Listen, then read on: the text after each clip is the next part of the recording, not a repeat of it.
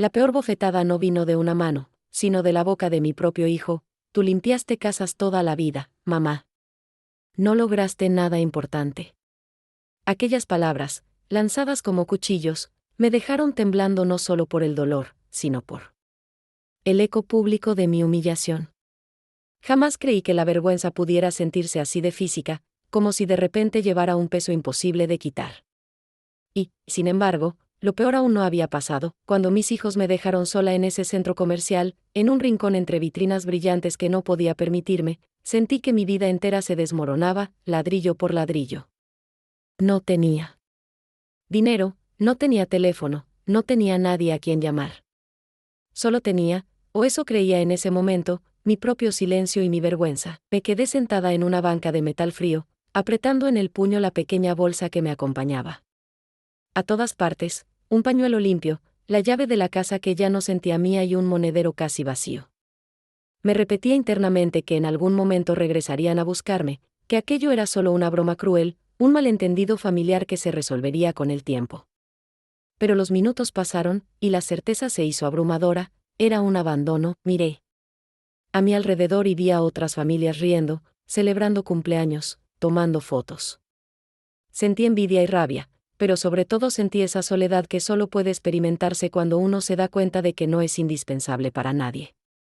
Una voz susurró en mi mente palabras que no quería escuchar: esto es lo que queda de años de entrega, de vidas dedicadas a otros. Nada. Me quedé allí mucho rato, viendo la gente pasar, sintiéndome tan invisible y transparente como una sombra al mediodía. Fue en ese momento, precisamente ahí en ese banco frío, donde toqué fondo. Quisiera decirte que lloré, que grité, que supliqué. Pero no. Solo respiré hondo, sintiendo como el aire entraba y salía de mi pecho, como una promesa de que todavía estaba viva, y permití que la verdad me golpeara sin defensa: mis hijos no solo me habían dejado físicamente en un lugar desconocido, me habían dejado emocionalmente mucho antes, cada vez que ignoraron mis esfuerzos, cada vez que minimizaron mis logros, cada vez que su cariño estaba condicionado a cuanto podía darles o limpiarles. Me di cuenta, en ese instante de brutal honestidad, que yo había contribuido a mi propia desgracia. Había escondido mi pasado, mi cansancio y hasta mis sueños, solo para no parecer menos. Había creído que el amor se ganaba con sacrificio, con silencios, con limpiar manchas ajenas y callar las propias. Qué error tan grande. Pero antes de continuar, déjame explicarte cómo llegué hasta ese momento. No nací derrotada. Mi nombre es Dolores y, aunque nadie lo crea, siempre llevé una llama de orgullo en el pecho. Solo que la apagué cada vez que alguien me dijo que no valía nada, cada vez que pensé que ganarme un lugar en la vida de mis hijos dependía de parecer invisible. Por eso, cuando me vi sola, en ese centro comercial ajeno, sentí un rencor. No solo hacia ellos, sino hacia mí misma. ¿Cómo permití que la vida me hiciera esto? ¿Por qué acepté esa humillación tan fácilmente? La respuesta es simple y dolorosa: porque me acostumbré a mendigar migajas de afecto. Porque preferí el reconocimiento ajeno a la dignidad propia. Y esa fue, quizás, la primera vez que me atreví a admitirlo en voz alta, aunque fuera solo para mí. Pensé en mi padre aquel día. Siempre repetía: una mujer fuerte no teme ensuciarse las manos, pero tampoco debe olvidar limpiarse el alma de vez en cuando. Sabias palabras que desoí demasiado tiempo, permitiendo que la mugre de la vergüenza y el miedo se acumulara. En mi corazón, la gente seguía pasando, ajena a mi pequeña tragedia. Nadie se detuvo a mirar a la vieja mujer que parecía esperar a alguien que no iba a llegar. Pero en ese silencio incómodo, algo en mí comenzó a cambiar. Por primera vez en décadas, sentí rabia verdadera, no contra ellos, sino contra esa versión sumisa y rota que había aceptado ser. No sé cuánto tiempo pasé ahí, repasando mi vida como si fuera una película muda. Los buenos recuerdos eran escasos, y los malos volvían en detalle: cumpleaños olvidados, promesas rotas, miradas frías.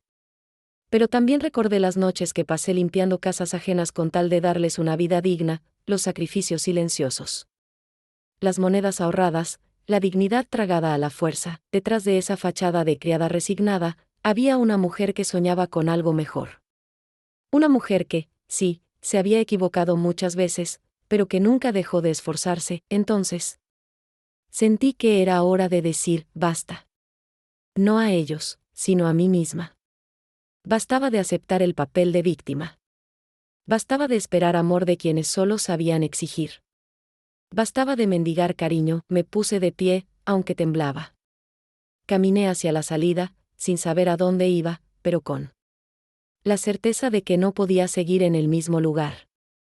Mientras cruzaba esa puerta, juré en silencio que, aunque no pudiera cambiar mi pasado, aún tenía poder sobre mi futuro. Quizás la vida me estaba dando una última oportunidad de ser de verdad quien siempre fui. Quizás, por primera vez, el abandono no era el final de mi historia, sino el comienzo de una nueva, y aunque en ese momento no lo sabía, ese día empezó todo. Pero antes de contarte cómo renací de mis propias cenizas, déjame mostrarte el camino que me llevó a sentarme sola, sin nada, en ese banco de centro comercial. Porque cada herida tiene una historia, y la mía comenzó mucho antes de ese día. Ningún viento torcido logra arrancar un árbol si sus raíces están bien hundidas en la tierra. Eso me repetía mi padre en los inviernos crudos del sur, mientras me enseñaba a mover las manos con precisión para desgranar el maíz o frotar la leña con el trapo húmedo. Él tenía el dorso de las manos marcado por los años y una mirada cálida envuelta en silencios antiguos. Mi madre era más severa, aunque su dureza venía de la preocupación, de ese miedo sordo a perder lo poco que la vida nos había concedido. Yo crecí entre esas dos fuerzas, la templanza callada y la disciplina áspera. Mi pueblo era pequeño, casas bajas, calles de tierra y vecinas que compartían rumores detrás de cortinas casi iguales a las nuestras. No había lujos, pero tampoco hambre. Mi infancia fue sencilla, marcada por la rutina y la esperanza. Recuerdo el olor a pan temprano, los domingos de misa abrazados por la solemnidad de los abuelos y las tardes interminables bajo el cielo abierto, soñando con destinos que tal vez nunca conocería. Por las noches me acurrucaba junto a la estufa. Y, con la voz baja, mi padre describía un mundo más allá de la plaza, un lugar donde las mujeres podían decidir sus vidas y construir su propio camino.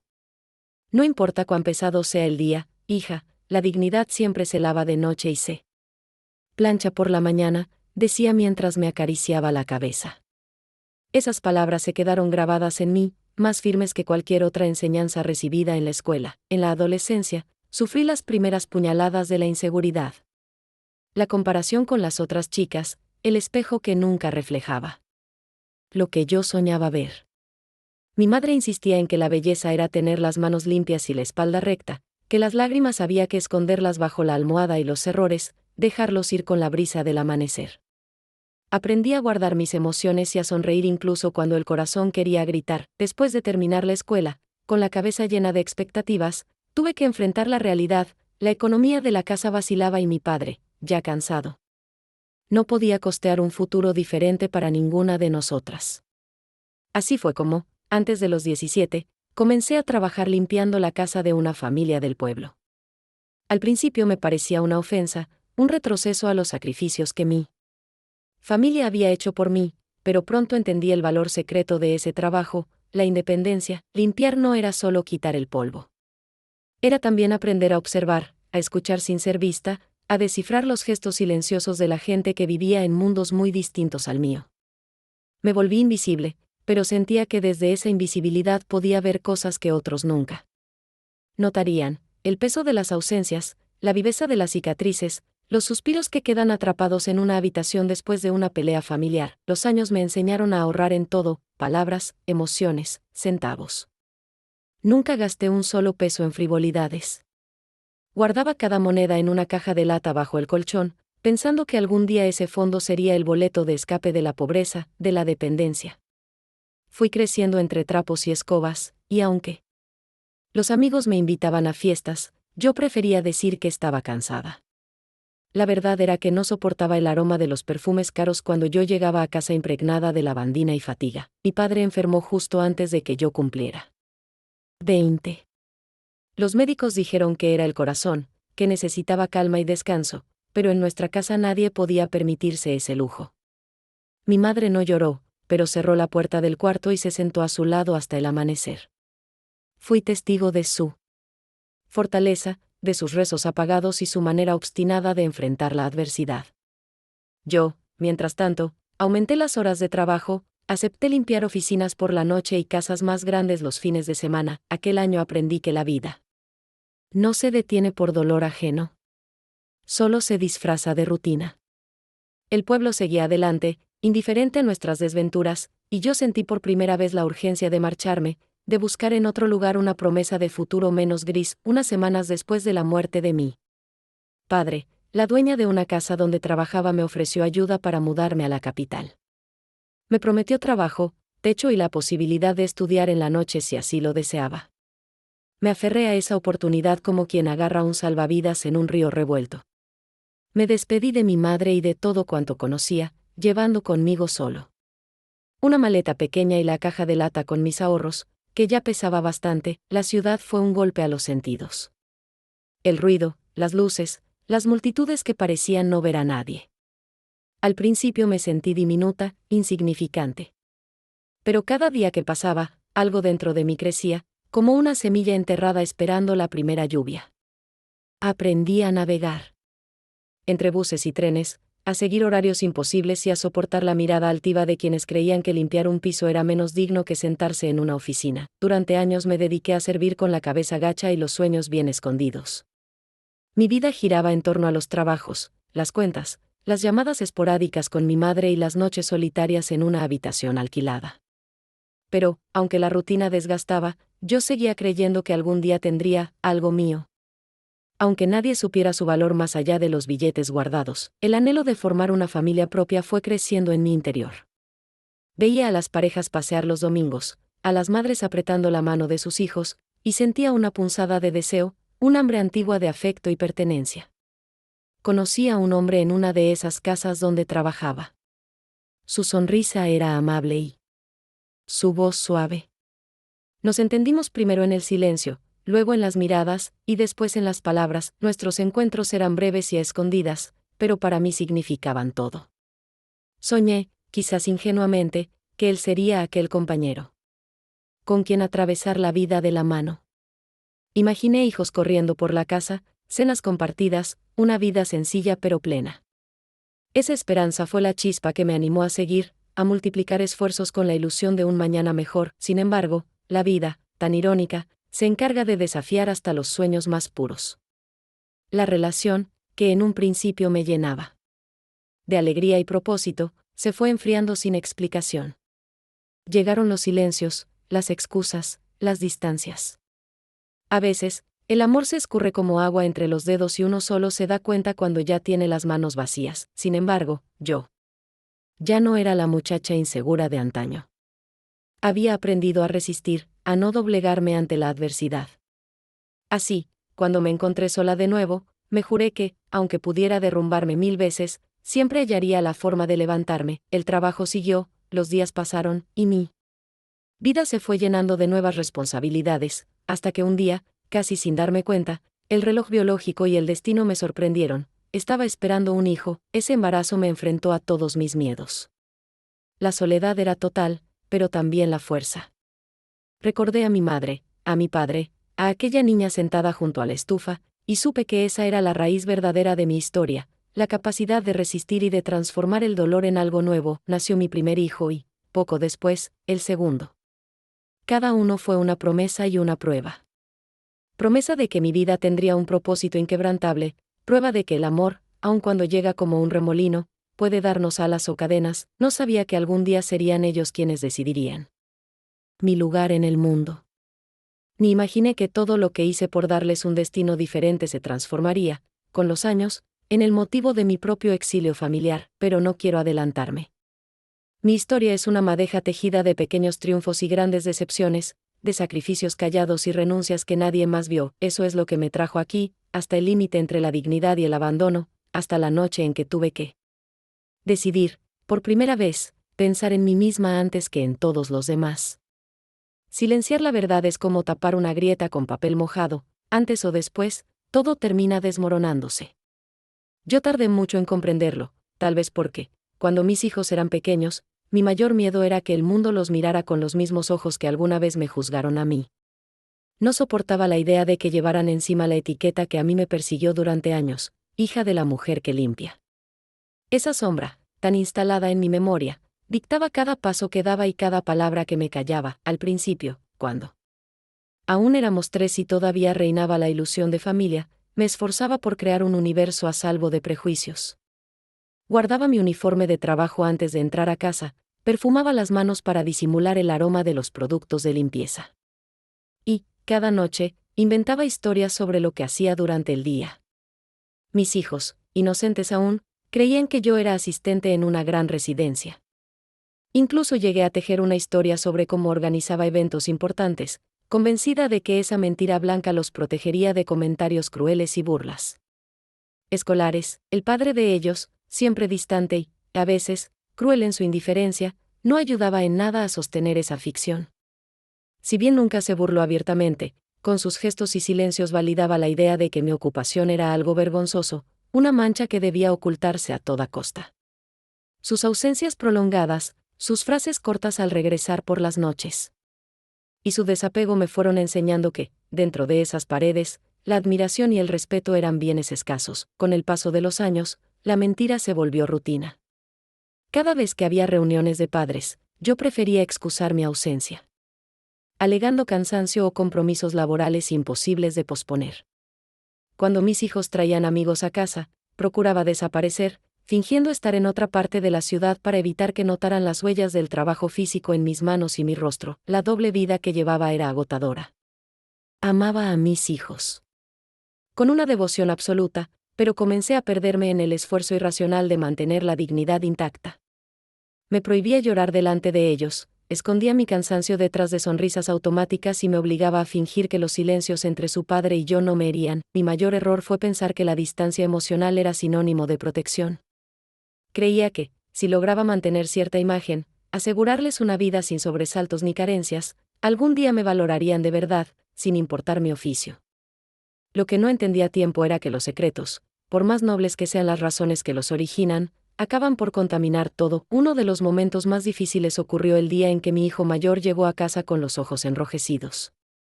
Había sufrido una burla en la escuela, un compañero le dijo que su madre era la sirvienta de su tía. Él me lo contó entre lágrimas y rabia, preguntándome por qué no podía tener un trabajo como las demás mamás. Sentí el corazón encogerse. Quise explicarle que no hay vergüenza en trabajar duro, que la dignidad no depende del título en una tarjeta ni del polvo bajo las uñas, pero las palabras no salieron. Solo lo abracé y, esa noche, lloré a solas hasta que se hizo de día. Mi hija, la menor, era más sensible y observadora. Ella percibía mis silencios y, en ocasiones, intentaba consolarme con dibujos y notas de cariño. Sin embargo, también fui notando cómo la vergüenza se metía en sus gestos, evitaba hablar de mi trabajo, cambiaba de tema cuando alguna amiga preguntaba a qué me dedicaba y, algunas veces, sentí que hasta se alejaba para no compartir ese estigma inventado. La relación con mi esposo empeoró con los años. Su indiferencia se volvió burla encubierta. En una ocasión, durante una discusión, me lanzó en la cara un comentario que jamás olvidaré: al menos deberías sentirte agradecida de que te acepté así, con tu pasado de criada. Esa noche, mi dignidad recibió otra grieta, más profunda y difícil de tapar. Empecé a preguntarme si realmente valía la pena sacrificar mi identidad para protegerlos del mundo. Me autoengañaba pensando que algún día todo mejoraría, que el tiempo curaría cualquier herida y que la gratitud nacería en ellos de forma natural cuando fueran adultos. Mientras tanto, iba guardando cada desencanto como quien amontona las cuentas impagas de una vida a crédito. El aislamiento me fue consumiendo. Había renunciado a mis amistades, no compartía mi historia con nadie y hasta me distancié de mi madre, temiendo que una palabra fuera de lugar pudiera revelar mi secreto. La caja de lata donde guardaba los ahorros se fue llenando, pero mi corazón se vaciaba poco a poco. Todo el sacrificio perdía sentido conforme mis hijos crecían y se transformaban en adolescentes distantes, casi desconocidos. Incapaces de ver más allá de sus propias necesidades, el día que decidí dejar de ocultar mi historia fue también el primer paso hacia la reconstrucción de mi identidad. No llegó como una epifanía, sino como la consecuencia inevitable de años de desgaste. Una mañana, mientras limpiaba la cocina, tropecé con una foto vieja: mi padre, mi madre y yo, abrazados, sonrientes, orgullosos de ropa sencilla y manos trabajadas. sentí una oleada de nostalgia y coraje. ¿Por qué debía avergonzarme de ese origen? ¿Por qué negarle a mis hijos la oportunidad de entender el verdadero significado del esfuerzo y la humildad? Ese día preparé el almuerzo con una serenidad inusual. Cuando mis hijos se sentaron a la mesa, les conté mi historia con la voz firme y los ojos en alto. Les hablé de mi infancia, de los sacrificios, de las horas interminables de trabajo, del amor que motivaba cada renuncia. Al principio, escucharon en silencio. Luego, como si no pudieran soportar la carga, cambiaron de tema rápidamente, como tantas veces lo hicieron antes. No hubo abrazos. No hubo palabras de agradecimiento ni disculpas. Simplemente, fue como si mi verdad les resultara incómoda, un obstáculo en el camino de sus expectativas. Me dolió, sí, pero también experimenté una extraña liberación. Por primera vez, ya no había nada que ocultar. A partir de ese momento, decidí dejar de vivir bajo el yugo de la vergüenza. Pero tampoco esperaba milagros. La relación con mis hijos se volvió más áspera. Con frecuencia escuchaba comentarios sarcásticos, miradas de fastidio, distancia. Había roto el pacto tácito de silencio y ellos no estaban listos para enfrentar la realidad. Comencé a fijarme en los pequeños detalles que antes pasaba por alto, cómo me evitaban en público, cómo rehuían presentarme a sus amigos, cómo las fechas importantes me dejaban fuera de sus planes. Cada gesto era una herida, pero también una señal de que la reconstrucción apenas comenzaba. El trabajo seguía ocupando casi todas mis horas. No por necesidad estricta, sino porque la rutina era mi escudo y mi refugio. En cada jornada, mientras sacudía el polvo ajeno, trataba de sacudirme también los residuos del desprecio y la soledad. Mi vida se concentraba en los ahorros, en una disciplina férrea, en la promesa de que algún día, mi esfuerzo sería visto como una victoria y no una carga. Dejé de comprar cosas superfluas, apostando todo a ese fondo invisible que sería algún día la clave de mi independencia.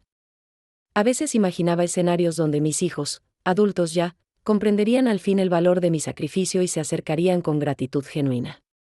Otras veces, la realidad se imponía con crudeza y me obligaba a aceptar que algunos lazos, por más familiares que sean, pueden romperse sin remedio. Evité caer en el resentimiento.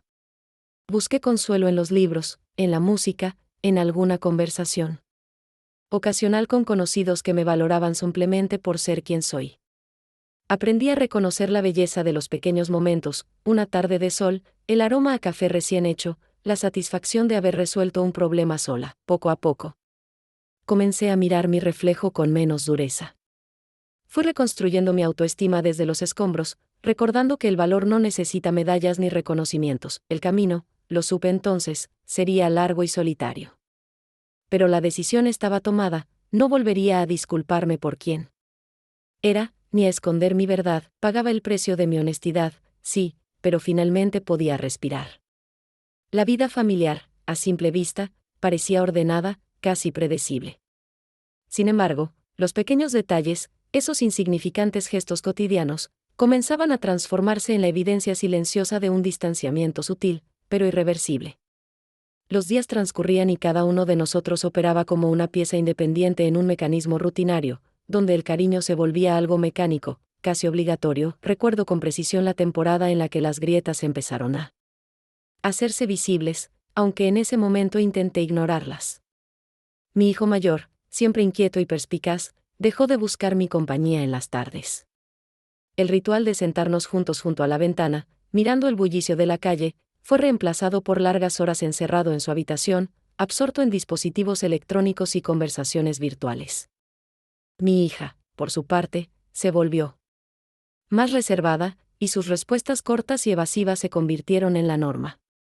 Los almuerzos dominicales, otrora espacios de risas y complicidad, se transformaron en silencios incómodos apenas interrumpidos por el tintineo de los cubiertos. El padre de mis hijos se mantenía ajeno a todo, refugiado en sus propios asuntos. Su indiferencia solo contribuía a ensanchar la distancia que crecía entre nosotros. Yo, en esa etapa, todavía insistía en mantener el equilibrio. Preparaba sus comidas favoritas, escuchaba con paciencia los relatos monótonos de sus rutinas. Buscaba con esmero cualquier excusa para reunirnos y conversar. Sin embargo, la respuesta era casi siempre una mirada que evitaba la mía, un encogimiento de hombros o el pretexto de un compromiso impostergable. Las primeras grietas se colaron en detalles casi imperceptibles. Un cumpleaños recordado a último momento. Una invitación rechazada bajo la excusa de estar ocupados. Un regalo abierto sin entusiasmo. Pequeños olvidos que, sumados, empezaron a formar una barrera invisible a la que todavía no sabía cómo enfrentarme. Me convencía a mí misma de que era solo una etapa, que el tiempo de adolescencia traía consigo rebeldía y distancia, pero en el fondo presentía que la raíz era otra. Había algo en su manera de mirarme, una sombra de decepción, una sensación de insuficiencia que calaba hondo. No tardaron en llegar los primeros reproches. En reuniones familiares, sentía que mis hijos se esforzaban por minimizar mi presencia, como si les avergonzara cada uno de mis gestos. Recuerdo especialmente un encuentro en casa de unos tíos. En medio de la charla, mientras relataban anécdotas sobre los logros académicos de los hijos de otros parientes, mi hijo esquivó toda mención a mí. Ante la pregunta de a qué me dedicaba, respondió con evasivas, desviando la conversación. La incomodidad me recorrió entera, pero preferí guardar silencio, tragando el malestar para no provocar situaciones incómodas. A partir de ese día, los ejemplos se multiplicaron. Cuando asistíamos a eventos escolares, mis hijos preferían mantenerse cerca de los padres de sus amigos. Si algún adulto se acercaba, les notaba tensos, como si temieran que yo dijera algo fuera de lugar. Aquella actitud, aunque silenciosa, hablaba con más fuerza que cualquier palabra. Yo procuraba compensar su frialdad con gestos generosos, regalos comprados con esfuerzo, meriendas especiales, atenciones minuciosas. Pero nada parecía suficiente para derribar ese muro de desdén. En el hogar, el ambiente fue crispándose. Las bromas ligeras que antes compartíamos fueron sustituidas por ironías y comentarios ácidos. Mi hija, cuya dulzura tanto me reconfortaba, comenzó a soltar frases que parecían inocuas, pero que escondían una carga de reproche y resentimiento. Una tarde, tras una discusión trivial, me espetó que algunas madres sí saben cómo hacer las cosas bien. El eco de esas palabras retumbó por días enteros. El peor momento llegó una mañana cualquiera. Al preparar el desayuno, escuché a mis hijos conversar en voz baja en la cocina. Mi nombre surgió envuelto en un tono burlón. Se referían a mí comparándome con otras madres, resaltando las diferencias, los defectos que yo nunca había imaginado que veían en mí. Retrocedí lentamente, sintiendo una mezcla de rabia e impotencia. No era solo el juicio sobre mi trabajo o mi forma de vestir, era la certeza de que, en su mirada, yo había fallado en algo esencial. El distanciamiento se extendió al ámbito escolar. Pese a mis intentos por involucrarme, rara vez recibía información sobre sus actividades o logros. Descubrí de casualidad que mi hija participaba en un concurso de arte. Me enteré por terceros de la graduación de mi hijo. La exclusión, sutil y constante, era un recordatorio doloroso de que la conexión que tanto había cultivado se estaba desmoronando. Decidí entonces intentar un acercamiento diferente. Opté por mostrar interés en sus hobbies, por aprender sobre sus gustos y amistades. Sin embargo, cada intento era recibido con indiferencia o rechazo. Incluso el padre de ellos se limitaba a observar desde lejos, sin intervenir jamás. El vacío crecía a diario, y mi esfuerzo se iba tornando en resignación. Las noches se volvieron momentos de repaso y autocrítica. Analizaba cada conversación, cada reacción, buscando errores cometidos y posibles soluciones. Escribía cartas que nunca entregué, planeaba conversaciones que siempre terminaban postergadas. Me convencí de que, tal vez, tenía que resignarme a esa frialdad, que debía aceptar que los hijos no siempre retribuyen lo que reciben. Sin embargo, en lo más hondo, resistía. No podía creer que una vida entera dedicada a su bienestar solo sirviera para alimentar el resentimiento y la crítica. Busqué apoyo en la rutina diaria, largas caminatas, lecturas nocturnas, pequeñas excursiones a la plaza. Encontré cierto alivio momentáneo en la naturaleza y en el trabajo, pero el dolor latía siempre, persistente. Algunas vecinas, sin saber mucho de mi situación, intentaban animarme con palabras de consuelo, aunque rara vez lograban aliviarme.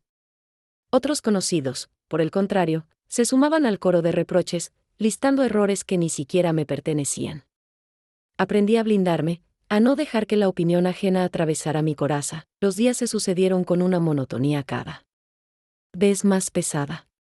Poco a poco, la casa perdió su calor. Las paredes, otrora repletas de fotografías y recuerdos, se volvieron testigos mudos de una distancia que parecía irreversible. En las reuniones familiares, opté por el silencio, limitando mis comentarios a lo indispensable. Había aprendido que, por más empeño que pusiera, el reconocimiento no llegaría de ninguna forma. La soledad, que antes tenía nombre de sacrificio, se transformó en rutina. Me esforzaba en mantener la sonrisa, en disimular el cansancio, en aparentar que nada malo pasaba. Pero mi interior era un campo de batalla. Me dolía la distancia, la falta de ternura, la certeza de que lo que yo consideraba logro se percibía en ellos como carencias. El único refugio que encontraba era el trabajo. Allí, en casas ajenas, recibía el agradecimiento que tanto extrañaba en mi propio hogar. Las familias para las que trabajaba valoraban mi entrega, se preocupaban por mi salud, incluso compartían conmigo momentos de alegría genuina. Con ellos, sentía que mi presencia tenía sentido. A pesar de todo, me resistía a la amargura. No quería convertirme en una de esas almas que viven ancladas en la queja.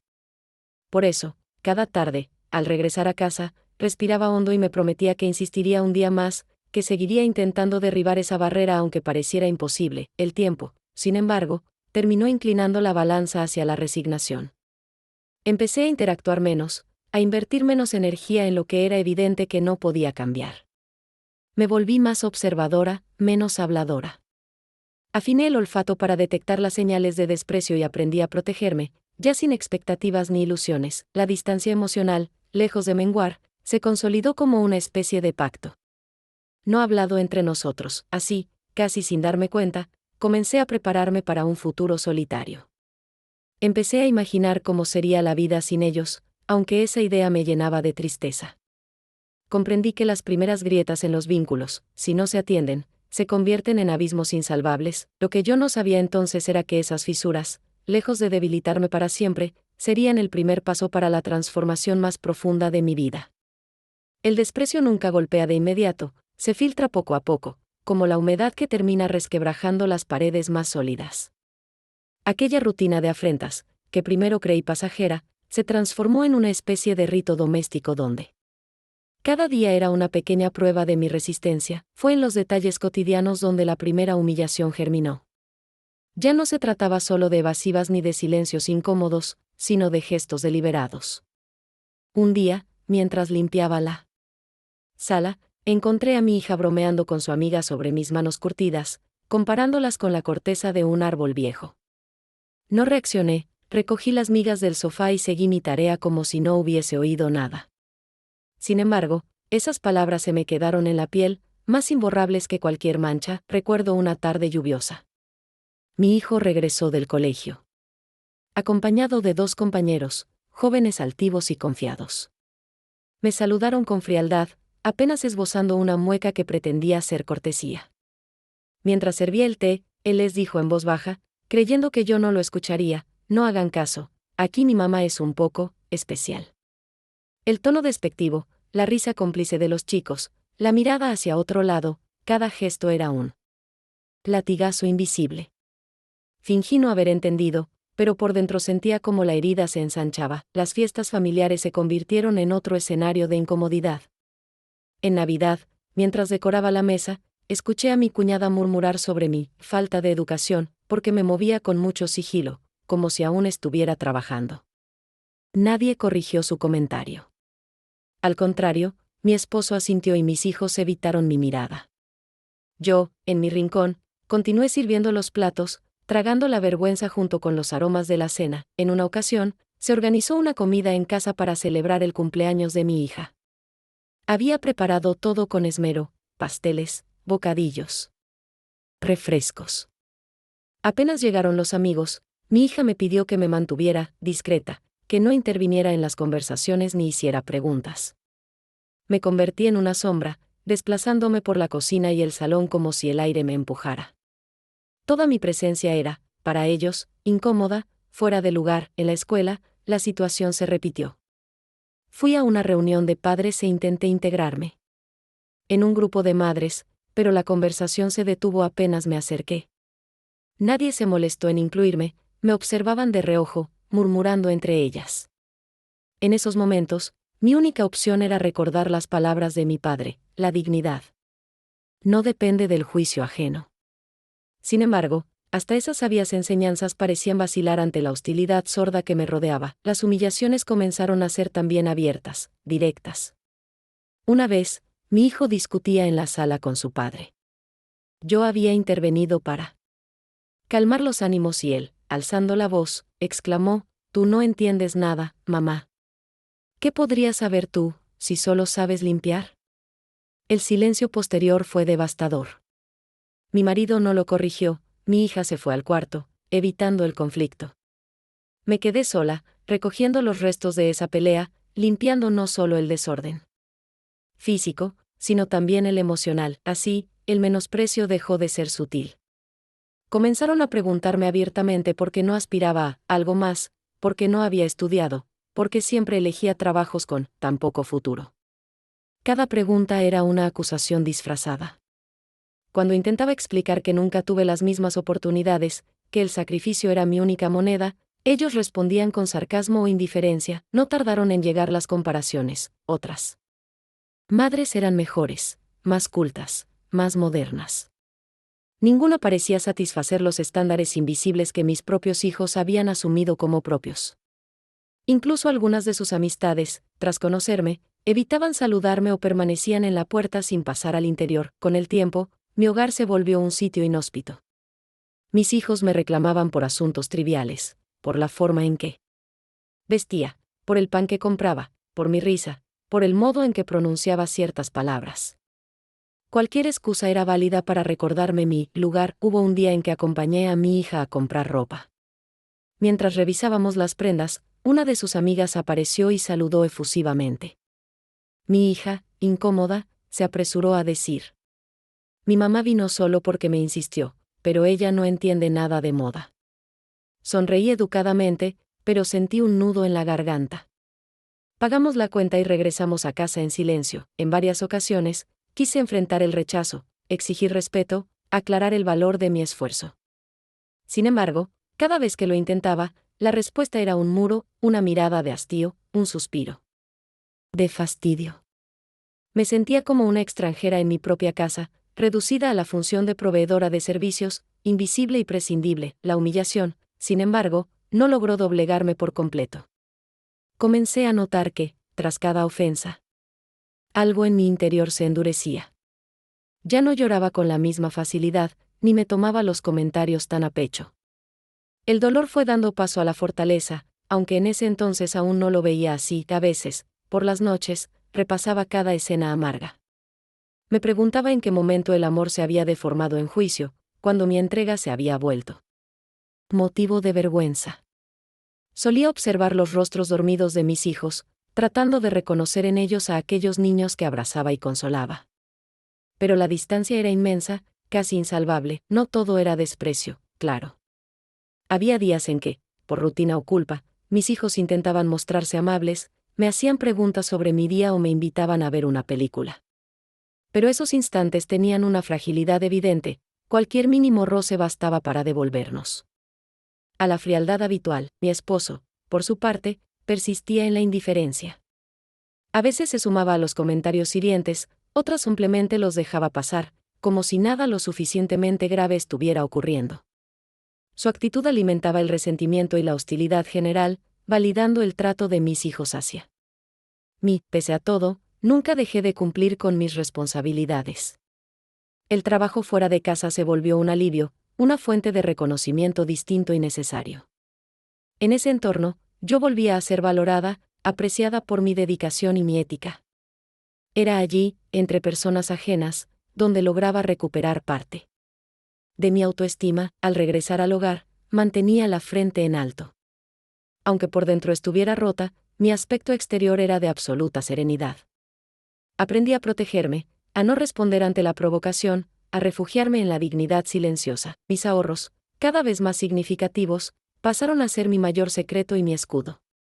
Soñaba con la independencia, con la remota posibilidad de comenzar una vida lejos del escenario de la humillación. Guardaba cada billete como quien atesora la promesa de una existencia mejor. Fui encontrando pequeños consuelos en la cotidianidad, una taza de café caliente, la lectura de una novela, una caminata al atardecer. Esos momentos eran mis salvavidas. La pequeña chispa que impedía que la tristeza me devorara por completo. La humillación persistió, pero ya no me sorprendía. Aprendí a esperarla, a reconocer el instante preciso en que llegaría la broma, la frase hiriente o la omisión dolorosa. Me volví experta en disfrazar el dolor, en modular la voz para no delatar la rabia, en mirar hacia otro lado cuando me sentía derrotada. Sin embargo, dentro de mí, algo estaba cambiando.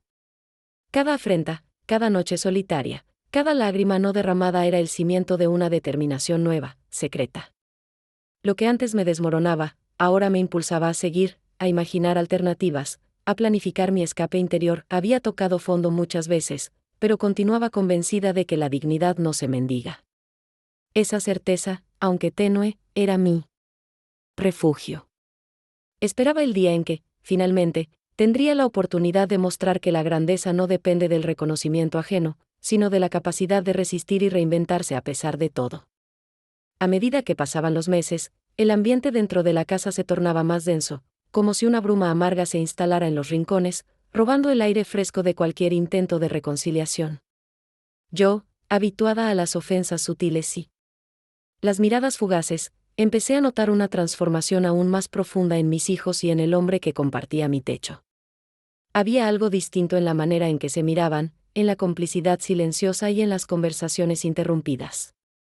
Apenas yo cruzaba alguna puerta, las traiciones, como las tormentas anunciadas, siempre dan señales antes de desatarse con toda su furia.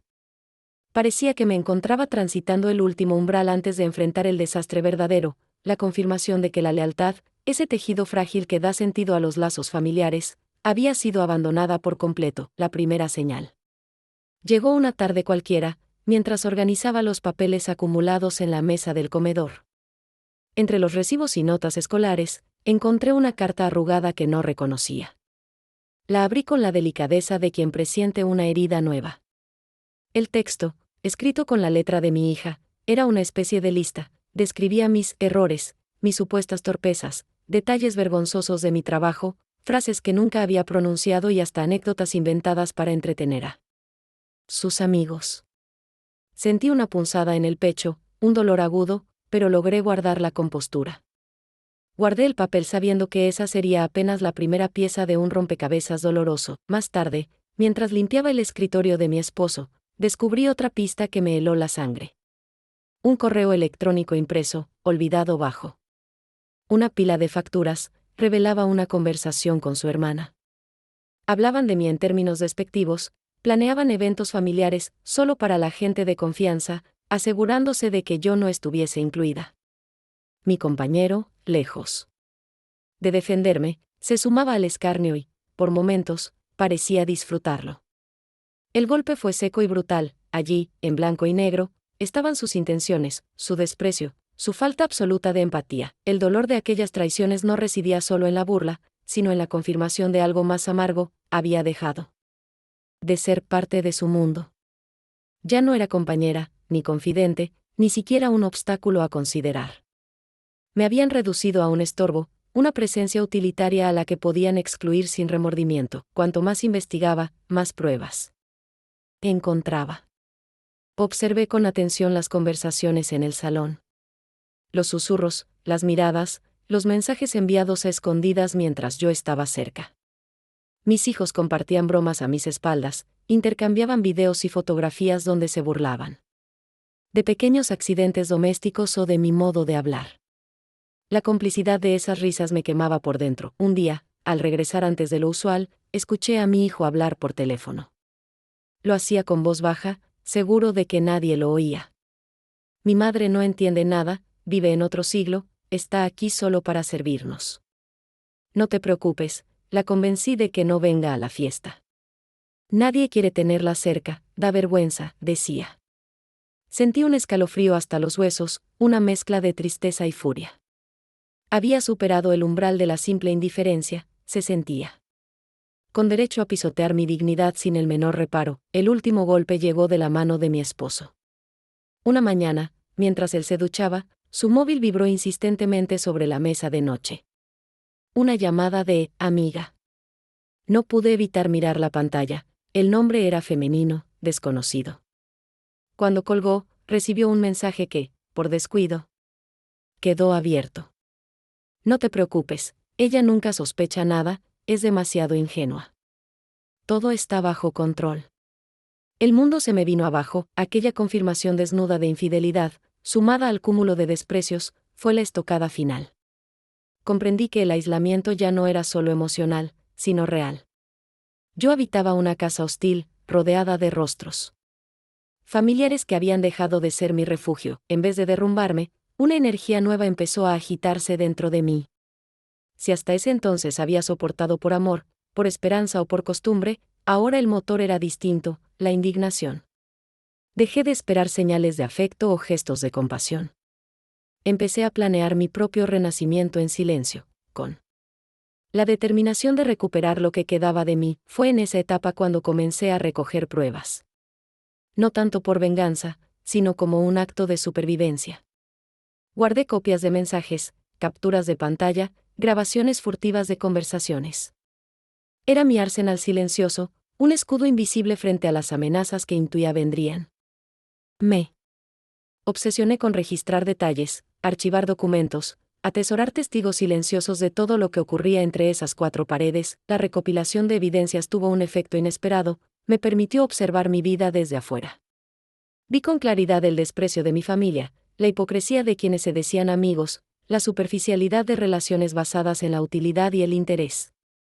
Cada documento guardado era una confirmación de que ya no debía nada a nadie, ni excusas ni sacrificios ni futuras explicaciones. Pese a todo, mantenía mi disciplina.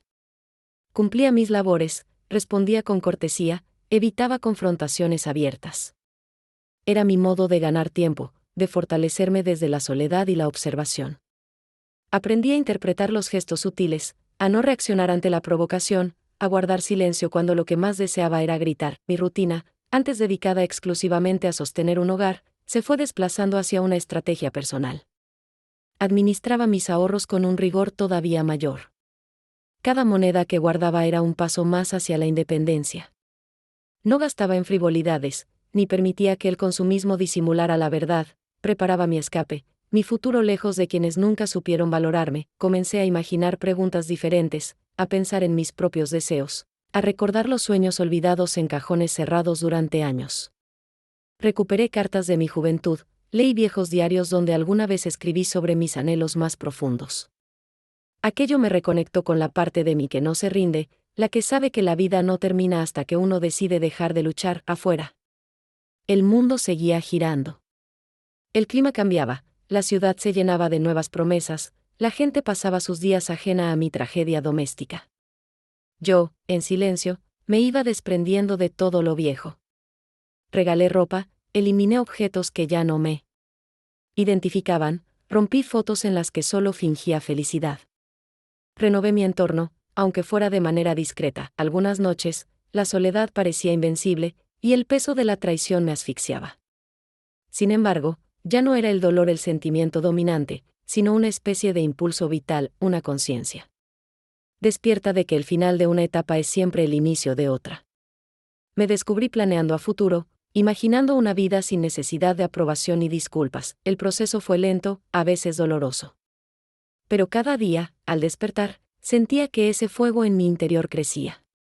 Había pasado demasiado tiempo pidiendo permiso para existir, justificando mis decisiones, sometiéndome a los designios de quienes nunca me escucharon realmente. Ahora, empezaba a vislumbrar el momento en que rompería el ciclo. La certeza de la traición, lejos de destruirme para siempre, fue el estímulo definitivo para renunciar al papel de víctima. Comprendí por fin que la dignidad y la paz valen mucho más que cualquier lazo familiar desgastado por la indiferencia y el egoísmo. El futuro todavía era incierto, pero, por primera vez en mucho tiempo, sentía ganas de abrazarlo y hacerlo mío, sin miedo ni cadenas. La traición, lejos de quebrarme, actuó como un aguijón definitivo, la última herida que hizo despertar fuerza que ni yo sabía que poseía. Algo en mi interior cambió para siempre cuando entendí que no debía esperar rescate, ni redención, ni la tan ansiada justicia de los gestos ajenos. Ese invierno, mi voluntad vieja se transformó en una determinación desconocida, fría y brillante, como un metal forjado por el dolor y las decepciones. Por primera vez en mi vida adulta, supe con certeza que mis días bajo el yugo del sacrificio infértil habían terminado. El proceso fue solitario, sí, pero también liberador. Dejé de buscar aprobación ante cada decisión y empecé a cultivar un tipo de lealtad inquebrantable, pero hacia mí misma. La disciplina adquirida en años de rutina sirvió de base. La diferencia era que, ahora, todo mi empeño tenía un propósito personal: reconstruir mi valor. Empecé a escribir las pequeñas victorias de cada jornada en una libreta, desde una mañana sin lágrimas hasta un nuevo aprendizaje que lograba por mi cuenta. La lista fue creciendo. Día a día, palabra a palabra, fui recogiendo restos de mi antigua alegría y tejiendo con ellos un coraje renovado. El dinero guardado con tanto esmero empezó a tener un significado nuevo, mucho más allá de la supervivencia. Empecé a considerar, por primera vez, la posibilidad real de empezar una vida ajena a quienes solo sabían juzgar y exigir. Cada billete, cada moneda, era la prueba tangible de mi esfuerzo, mi constancia, mi dignidad silenciosa. El fondo crecía. Y me sentía orgullosa. No era una fortuna descomunal, pero sí suficiente para darme opciones, para soñar con escapar de la prisión emocional en la que vivía. En el trabajo encontré consuelo y valor. Las familias a las que ayudaba notaban la diferencia. Mi actitud ya no era la de quien sobrevive, sino la de quien sabe que cada acto, por simple que sea, tiene un peso y un valor inquebrantable. Un día, una de las señoras me sonrió al despedirme y me dijo: «Usted tiene los ojos de alguien que ha decidido». Agradecí el comentario y, esa noche, lo anoté en mi libreta. Era cierto, había decidido no volver a rebajarme, no permitir jamás que nadie me hiciera sentir menos. Comencé a cuidar de mí en detalles pequeños y poderosos. Cambié mi alimentación, vagué por el parque en lugar de quedarme en casa, me regalé un corte de cabello diferente. Fui cambiando la ropa de faena por prendas que elegía para gustarme a mí y no para ocultarme. Hasta el espejo pareció devolvérmelo. Mi reflejo era el de una mujer que lucha, no el de una derrotada. En el hogar, mi cambio silencioso fue percibido con incomodidad. Mis hijos, acostumbrados a una madre complaciente, parecían irritarse ante mis respuestas firmes, ante mi negativa a asumir tareas que antes ejecutaba por inercia. La resistencia por su parte fue inmediata: reproches camuflados, miradas que pretendían intimidarme, discusiones triviales elevadas a tragedias. Mi esposo también notó la diferencia. Comenzó a buscarme para reclamar viejos favores, pero su autoridad sobre mí ya no era la misma. No tardaron en probar nuevas formas de manipulación, pero esta vez mi respuesta fue otra. Ante frases hirientes, respondía con serenidad, sin bajar la mirada. Cuando intentaban culparme por sus propios fracasos, simplemente retiraba mi apoyo y les dejaba enfrentar las consecuencias. El diálogo dentro de la casa se volvió menos frecuente, más tenso, pero no retrocedí. Si me necesitaban, ahí estaba, pero no más como sirvienta, ni como víctima voluntaria. Fuera del entorno familiar, busqué nuevos círculos de confianza. Retomé contacto con viejas amistades que creía perdidas, relacionándome de nuevo con quienes veían mi valor sin condiciones. Descubrí la calidez de encuentros sencillos: una tarde compartida, una charla honesta, una risa desinteresada. Por primera vez en años, sentí la ligereza de ser bien recibida, de ser escuchada, de intercambiar historias sin temor a menosprecio. El aprendizaje fue constante. Decidí inscribirme en un taller de lectura para adultos. Al principio, la ansiedad era enorme, temía no entender, quedarme atrás o no estar a la altura. Sin embargo, con el paso de las clases, recuperé la confianza que la vida me había quitado. A golpe de humillaciones. Compartí mi experiencia con otras mujeres, escuché relatos peores que el mío y comprendí que la supervivencia también puede ser una forma de arte. Las noches ya no eran largas ni solitarias. Dividí mi tiempo entre la reflexión, la lectura y la elaboración de planes para el futuro. Aquella libreta inicial se transformó en un diario completo donde volqué todos mis pensamientos y emociones. El miedo a enfrentar la vida sola fue desapareciendo, reemplazado por la esperanza inusitada de que un nuevo ciclo estaba por comenzar, el cambio no pasó desapercibido. Los comentarios desdeñosos de mi familia se volvieron cada vez más ásperos, como si no soportaran mi renovada independencia. Pero ya no me debilitaban. Mi dignidad, hasta entonces oculta entre cenizas, brilló más fuerte que nunca. Cada paso barato destinado a herirme se volvió un recordatorio de lo que ya no permitiría. Un día, elaboré un balance profundo del pasado. Reconocí mis errores, admití mi ingenuidad, pero también celebré mi fortaleza. Aprendí a distinguir la culpa de la responsabilidad, el sacrificio genuino de la sumisión enfermiza. Me perdoné por haber entregado demasiado, por haber amado sin límites, y supe que era hora de cerrar ese capítulo. El proceso de reinvención incluyó, por fin, decir no. Lo hice la primera vez en una comida familiar, rehusándome a lavar los platos porque no me correspondía. El gesto, simple pero simbólico, generó un pequeño escándalo. Yo mantuve la calma, explicando con voz segura, he hecho mucho por todos. Ahora, haré algo por mí. Nadie replicó, solo se miraron entre sí, sorprendidos por mi firmeza. El respeto comenzó, poco a poco, a abrirse camino. Y si no era respeto, al menos era distancia. También eso me bastaba. Prefería la soledad digna antes que el afecto condicionado de quienes solo saben exigir. Con el tiempo, algunos intentaron suavizar el trato, quizás por miedo a perder los beneficios que mi presencia les daba. Yo fui clara y constante, ninguna reconciliación posible sin reconocimiento genuino del daño.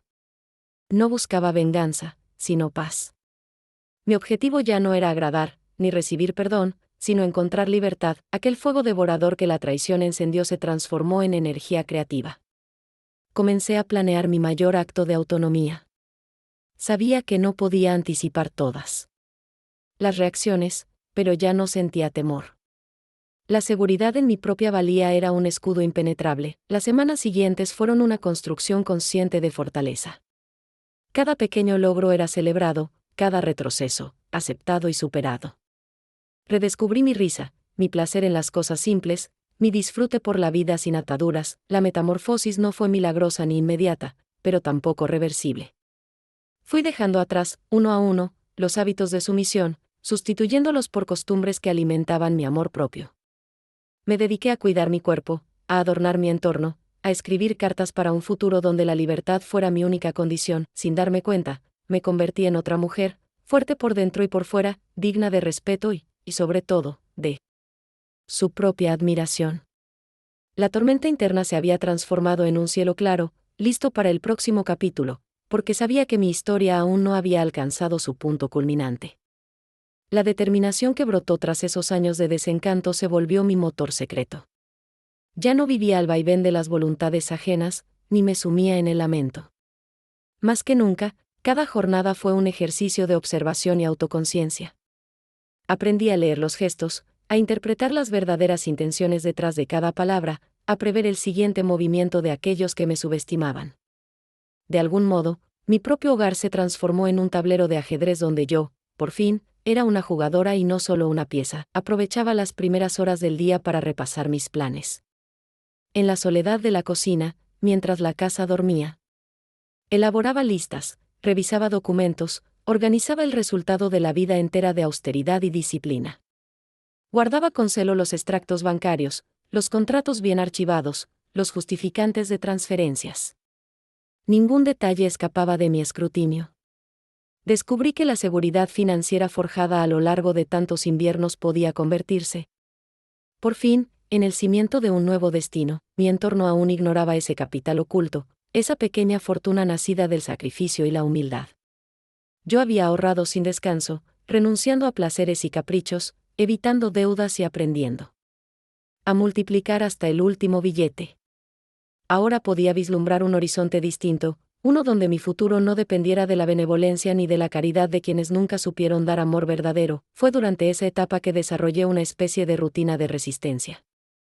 Planeaba mis días alrededor de pequeñas estrategias para preservar mi tranquilidad. Si el ambiente se tornaba insostenible, me refugiaba en mis caminatas largas, en la música que llenaba los huecos de las conversaciones vacías, en los libros que devoraba. con avidez insaciable. El poder de mi mente era mi mejor aliado. Aprendí a crear barreras invisibles, límites que ya nadie podía cruzar sin mi permiso. Las relaciones con mis hijos y el hombre que compartía mi techo apenas existían. Las discusiones eran escasas. Pero cada vez que surgía un conflicto, yo respondía con una calma inédita. Ellos percibían el cambio, lo notaban en mi postura erguida, en mis respuestas cortas y certeras, en mi desapego ante sus demandas. La guerra ya no era declarada, pero el campo de batalla estaba definido. Empecé a observarlos de una manera casi clínica, como si los viera desde fuera. Me di cuenta de que sus cuestionamientos y burlas ya no me herían. Había logrado desprenderme de la necesidad de aprobación. La compasión reemplazó a la frustración, veía en ellos el vacío que deja el egoísmo, la incapacidad de quien nunca aprendió a valorar a otro ser humano por lo que es y no por lo que representa. La mayor parte del tiempo la dedicaba a mis propios intereses. La lectura, que me había acompañado desde la infancia, se volvió una herramienta de emancipación. Descubrí mundos nuevos, perspectivas diferentes y, sobre todo, una voz interna que pedía cada vez con más fuerza ser escuchada. Empecé a escribir relatos, a plasmar lo vivido en páginas que tal vez nadie leería, pero que eran testamento de mi lucha silenciosa. El acto de escribir fue mi refugio y mi grito, mi manera de poner orden en el caos. Mi salud, tan descuidada durante años, también se volvió prioridad. Acudí a consultas médicas, retomé ejercicios sencillos, cambié la dieta. Los cambios físicos empezaron a reflejarse en mi semblante. Noté cómo mi vitalidad regresaba, cómo mi energía se multiplicaba. Algunas conocidas me preguntaban cuál era el secreto de mi nueva apariencia. Yo sonreía con discreción, sabiendo que el verdadero cambio venía de adentro. El trabajo seguía siendo una fuente de satisfacción y orgullo. Ya no asumía tareas por obligación, sino por elección. Diversifiqué mis servicios, aceptando únicamente a clientes que sabían respetar mi esfuerzo. El dinero se acumulaba sin la urgencia de antes, y por primera vez me permití pequeños placeres, una prenda bonita, una tarde en el cine, un perfume delicado. Cada gesto era una celebración, un mimo recuperado. Tomé la decisión más importante de mi vida una mañana despejada de domingo. Mientras revisaba aquel cuaderno donde anotaba cada detalle de mi estrategia, comprendí que ya no tenía propósitos pendientes dentro de esa casa. Había cumplido sobradamente, era tiempo de pensar en algo más grande. Visualicé con claridad a dónde quería ir, lejos de la tristeza, cerca de mi dignidad recuperada. La oportunidad para actuar se presentó sin aviso. Una fundación local organizaba una campaña para apoyar a niños huérfanos. Me informé en secreto sobre sus necesidades, visité el edificio, hablé con los voluntarios. Descubrí que mi ahorro podía cambiar vidas enteras, y más aún si lo hacía de la manera correcta. Fue entonces cuando ideé el plan definitivo: donaría mi capital en nombre de mi hijo mayor, el más cruel en sus palabras, aquel que afirmaba que yo no tenía nada ni había hecho nunca nada valioso. Preparé todo con precisión quirúrgica. Consulté a abogados, firmé documentos, establecí condiciones para que el uso del dinero estuviera regulado y que, cuando se hiciera pública la donación, el nombre de mi hijo encabezara todas las listas, fotos y agradecimientos. No se trataba de venganza, sino de justicia poética y de redignificar mi propio relato. El día señalado, me vestí para la ocasión con inusitada elegancia. La ceremonia fue sencilla, emotiva, repleta de gratitud. Los directores de la fundación, los niños, los voluntarios, todos sabían que ese dinero venía de alguien que había trabajado toda una vida sirviendo y ahorrando, pero nadie sospechaba el trasfondo personal de aquel acto. Yo observaba la escena con una paz indescriptible. Había hecho lo correcto, mi esfuerzo se había transformado en algo puro, útil y luminoso. Una vez finalizada la ceremonia, regresé a casa sintiéndome ligera y libre. Sabía que llegaría el momento de la revelación, que la noticia correría rápido y que mi familia, especialmente mi hijo, recibiría la sorpresa de su vida.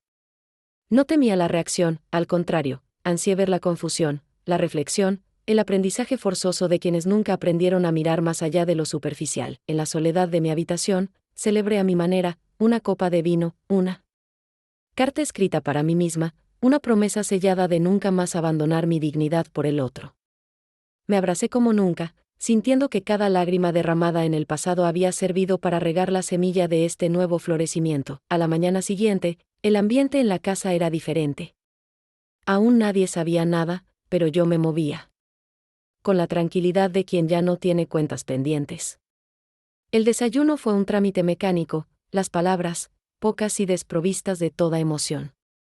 Yo sonreía para mis adentros, reconociendo que la verdadera fortaleza siempre fue invisible para la mirada superficial de los demás. Me preparé para afrontar lo que viniera. Si el destino me deparaba soledad, la abrazaría; si suponía incomprensión, la transformaría en motor de crecimiento. Mi vida, al fin, era mía. Lo que para otros era nada, para mí era el mayor de los logros: reconstruirme desde el polvo, con dignidad invicta. En esos días, la anticipación era mi mayor aliada. Sabía que el desenlace estaba próximo, que la verdad emergería y con ella, la justicia que el silencio me negó durante tanto tiempo. Durante años imaginé ese instante en el que dejaría de ser invisible, donde mi existencia cobraría sentido y el sacrificio encontraría su razón. Pero jamás pensé que sería tan silencioso, tan limpio, tan exento de dramatismo. La víspera de la revelación, la casa entera vibraba con una energía diferente, como si las paredes presintieran el desenlace que se avecinaba. Yo me sentía liviana, poderosa y tranquila, consciente de que el acto que estaba por consumar trascendía cualquier resentimiento y me permitía cerrar un ciclo con la frente en alto. La noche anterior a la noticia, me encerré en el dormitorio. Y repasé mentalmente cada paso dado. El proceso legal estaba concluido; aquella donación, producto de décadas de trabajo y privaciones, ya tenía un destino cierto y un nuevo nombre inscrito por todas partes: el de mi hijo, ese muchacho que alguna vez me señaló frente a otros asegurando que yo solo sabía fregar suelos. Ni la cifra ni la procedencia quedarían ocultas; los medios locales difundirían el acontecimiento, los niños del orfanato celebrarían, los responsables de la fundación agradecerían públicamente a ese joven solidario que donaba en nombre propio una fortuna inesperada. Cenamos en silencio. Mi esposo, distraído, revisaba papeles, ajeno, como siempre, a cualquier emoción colectiva. Mi hija comía mirando la pantalla de su móvil, ausente, sin pronunciar palabra. Mi hijo parecía inquieto, como si algo lo perturbara desde el interior. Nadie prestó atención a mi presencia, a mis manos arreglando la mesa con el mismo esmero de siempre, ni a la serenidad con la que me movía por la cocina.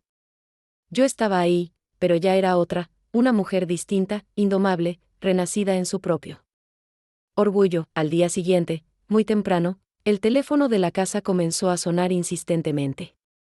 Primero fue una periodista pidiendo entrevistar a mi primogénito; quería conocer al héroe que había donado esa suma enorme para los niños sin hogar. Después, los mensajes se multiplicaron: correos, notificaciones, llamadas de desconocidos.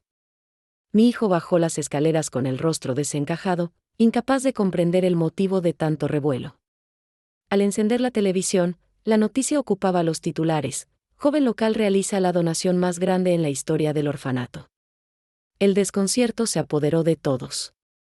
Mi hija, enrojecida, leía los comentarios en redes sociales. Mi esposo, por primera vez en años, parecía interesado en algo que sucedía dentro de esas paredes. Yo, sentada frente a la ventana, observaba el sol de la mañana y sentía una paz absoluta. Había llegado el momento de enfrentar la tormenta con la dignidad intacta. Esperé a que mi hijo reaccionara. No tardó en buscarme, nervioso, exigiendo explicaciones. ¿Qué hiciste, mamá? ¿Por qué aparece mi nombre en todas partes? ¿De dónde salió todo ese dinero? ¿Por qué no me consultaste? Su voz temblaba, una mezcla de rabia, desconcierto y temor. Lo miré con compasión, sin prisa, y le expliqué la verdad. Le conté la historia de cada moneda ahorrada, de los años de renuncia, del esfuerzo invisible. Le relaté cómo había decidido, finalmente, convertir ese legado silencioso en una acción generosa, en una lección imposible de ignorar. Él no hallaba palabras. No podía entender cómo era posible que la madre insignificante, la empleada, fuera capaz de reunir más recursos que la mayoría de las familias del barrio. Su incredulidad era tan grande como su vergüenza. Intentó protestar. Acusarme de haberlo expuesto al ridículo. Yo mantuve la mirada serena y, por primera vez en mucho tiempo, sentí que el poder estaba de mi lado, no para castigar sino para enseñar. La noticia corrió como pólvora. Las llamadas de los parientes no tardaron en llegar, algunos curiosos, otros asombrados, unos pocos admirados en secreto. Los conocidos se multiplicaron, reaparecieron viejos amigos, vecinos y hasta extraños que se acercaban para felicitar a la familia por el gesto ejemplar. Mis hijos, acostumbrados a la comodidad de la indiferencia, se vieron obligados a enfrentar el peso de una historia demasiado grande para ser negada o disfrazada. La reacción de mi esposo fue un capítulo aparte. Se mostró frío, distante, pero su incomodidad era evidente. Intentó minimizar la donación, alegando que se trataba solo de dinero, que la reputación seguía intacta. Yo lo interrumpí con tranquilidad y le recordé, sin rabia, que la dignidad no se mide en títulos, que el verdadero legado es la huella que uno deja en las vidas ajenas. Durante los días siguientes, la casa se llenó de silencios incómodos, de miradas huidizas, de conversaciones a media voz. Mis hijos salían poco, temiendo las preguntas de los vecinos. Yo no cambié mis hábitos ni modifiqué mi actitud. Seguí acudiendo a mi trabajo, caminando por el barrio, manteniendo la misma cordialidad de siempre. El orgullo propio era mi único escudo. Por primera vez no sentía la necesidad de justificarme. En medio de ese torbellino, la fundación organizó un pequeño evento de agradecimiento. Insistieron en que asistiera, que subiera al escenario junto a mi hijo. Él no tuvo opción. La presión social lo arrastró hasta el acto, aunque su incomodidad era visible. Frente a decenas de personas, los directores del orfanato nos entregaron diplomas de reconocimiento. Los niños, felices, aplaudieron y corearon su nombre. Yo lo abracé, no para consolarlo, sino para marcar el cierre de una etapa. Al regresar a casa, esa noche, sentí que algo se había roto definitivamente. No era tristeza, ni rencor, ni tampoco una sensación de haber triunfado sobre los demás. Era, más bien, la conciencia plena de que por fin me pertenecía. Que ya ningún juicio ni rechazo podía doblegar la nueva versión de mí misma. Nadie podría arrebatarme aquello que con tanto dolor y constancia había forjado, la certeza de mi propio valor. La convivencia se transformó a partir de ese día. Mis hijos, más callados, empezaron a mirarme con ojos distintos. No pedían disculpas, ni intentaban reparar el daño, pero ya no podían fingir superioridad. La imagen maternal que habían creado, la de una mujer débil, servil, insignificante, se había hecho trizas, sustituida por la de alguien capaz de reescribir su propio destino. Naturalmente, la soledad persistió, pero era distinta, no dolía. Era una elección. Encontré nuevos amigos en el voluntariado, recibí invitaciones para compartir charlas, aprendí a disfrutar de los pequeños placeres. Mi rutina se llenó de gratificaciones sutiles, el aroma del café al amanecer, el sonido de la lluvia en el tejado, el placer de leer sin interrupciones.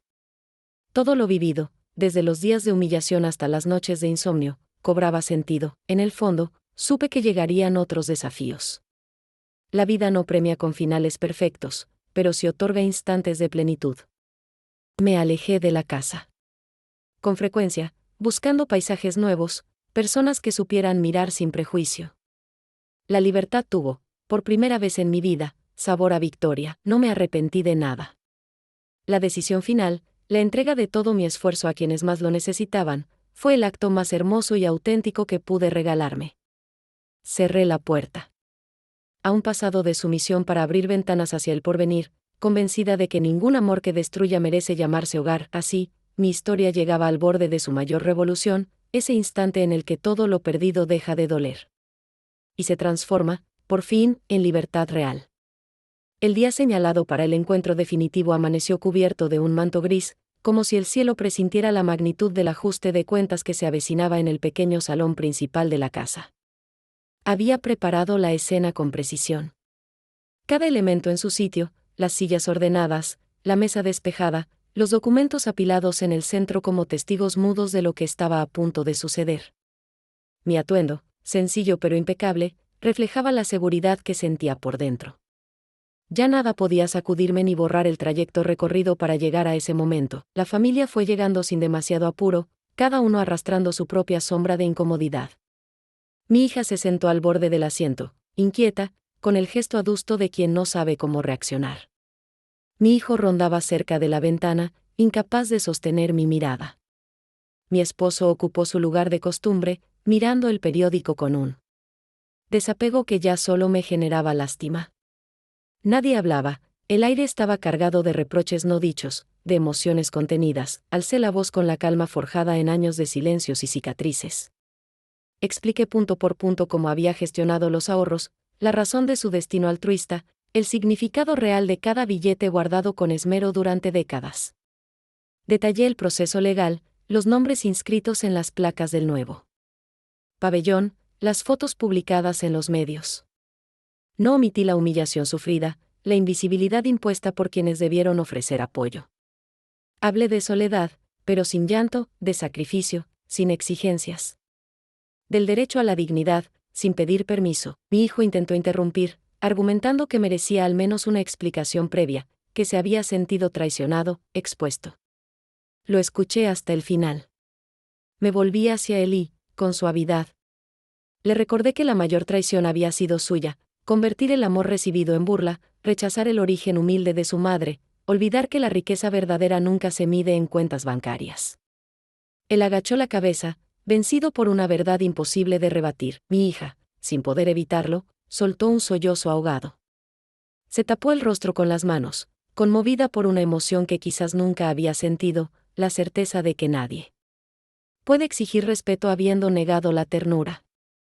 Me acerqué y la abracé, no desde la nostalgia, sino desde un nuevo lugar, ese donde el perdón es posible, pero no obligatorio.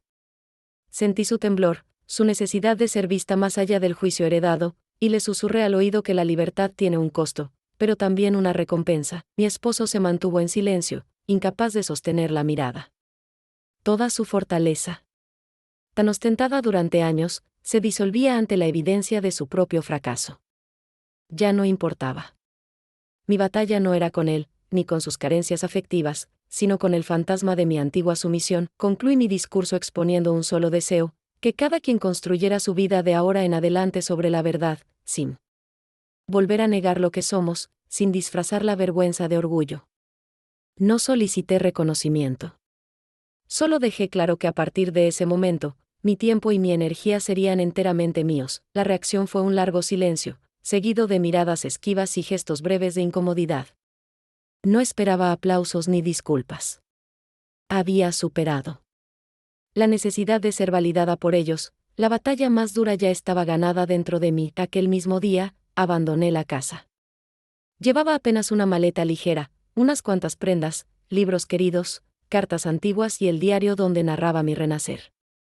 Cruzar la puerta fue como atravesar un umbral invisible, dejando atrás años de carga innecesaria y resentimientos acumulados.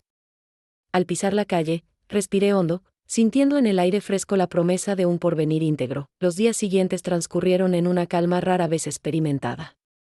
Mi nuevo hogar, un apartamento sencillo alquilado con él mismo rigor con que cuidé toda mi vida mis recursos, me recibió como un refugio soñado. Decoré cada rincón con objetos que evocaban momentos de alegría auténtica, fotos de infancia, dibujos de mis niños cuando aún eran inocentes, recuerdos de mi padre y de mi madre, el aroma del pan casero horneado por mis propias manos. No tardaron en llegar las invitaciones desde la fundación. Pedían consejos, ayuda para organizar eventos, palabras de aliento para otras mujeres que, como yo, sentían que el mundo les negaba un lugar. Accedí, emocionada, a compartir mi experiencia. En cada encuentro, mi relato servía de faro para quienes buscaban una salida del túnel oscuro de la humillación. No era un ejemplo perfecto, pero sí honesto. Las semanas se transformaron en meses. Aprendí a transitar la ciudad sin miedo ni vergüenza, a mirar a los ojos a propios y extraños, a disfrutar los pequeños lujos antes postergados. Una tarde soleada en el parque, una conversación animada con desconocidos, la libertad de decir no cuando algo no me hacía feliz. La soledad, aliada inesperada, se volvió cuna de mi creatividad y testigo de mi transformación. La relación con mis hijos osciló entre el recelo y el acercamiento tímido. Hubo cartas, llamadas esporádicas, breves encuentros en los que intentaban comprender la mujer en la que me había convertido. No todo fue reconciliación, algunas heridas permanecieron abiertas, y aprendí también a aceptar que ciertos vínculos no vuelven nunca a ser los mismos. Sin embargo, logré mirarlos con compasión, ya sin la necesidad de su aprobación o cariño. Cada quien debía recorrer su propio camino. Yo, al fin, estaba recorriendo el mío. El amor propio se nutrió de rutinas nuevas, aprendí fotografía, me sumé a talleres de escritura, me animé a viajar. La vida, lejos de reducirse, se expandió en oportunidades. En cada paso, agradecí. Los dones recuperados, la dignidad, la independencia, una mirada limpia ante el espejo. Ya no era la sombra de nadie, ni la esclava emocional de una familia ingrata. Era una mujer viva, plena, capaz de reírse del pasado y abrazar el presente con entusiasmo. Cierta tarde de otoño, volví a cruzarme con mi ex esposo en una tienda. Me saludó con torpeza, evitando profundizar. Noté en su expresión la huella del arrepentimiento, o quizás solo la nostalgia de lo que pudo ser. Le respondí con cortesía, sin rencor, y seguí mi camino. No necesitaba revancha. La mayor victoria era la paz conquistada. Al final del año, la Fundación celebró un nuevo acto en honor a quienes, de una u otra forma, habían contribuido al bienestar de los niños. Me pidieron unas palabras. Ante el auditorio, sentí la emoción contenida de una vida reconstruida. Hablé de las pérdidas, sí, pero sobre todo de las ganancias, el coraje, la compasión, la libertad. Compartí mi convicción de que la dignidad nunca es negociable, que el amor propio es el mayor tesoro, y que solo cuando dejamos de aceptar lo que nos destruye podemos descubrir quiénes somos realmente. Hoy, mientras cierro estas páginas, vuelvo la mirada hacia atrás con una serenidad desconocida. He perdido la lealtad de quienes nunca supieron valorarme, pero he ganado algo infinitamente más valioso, la certeza de que es posible renacer, aun desde los escombros, y reconstruir una vida digna, rica en significado. Mi nombre, ese que durante años creí condenado a la invisibilidad, hoy resuena con orgullo en mi corazón. Ya no temo ser recordada como la mujer que limpió casas. Me honra ser la que supo limpiarse a sí misma de heridas antiguas, la que donó todo para empezar de nuevo, la que eligió el amor propio sobre el afecto que humilla, porque aprendí que la dignidad no se hereda ni se compra, se conquista, a veces a solas, a fuerza de no rendirse nunca, y así, con el alma en calma, cierro este capítulo, sabiendo que el resto de mi vida, sea larga o corta, será, por fin, enteramente mía.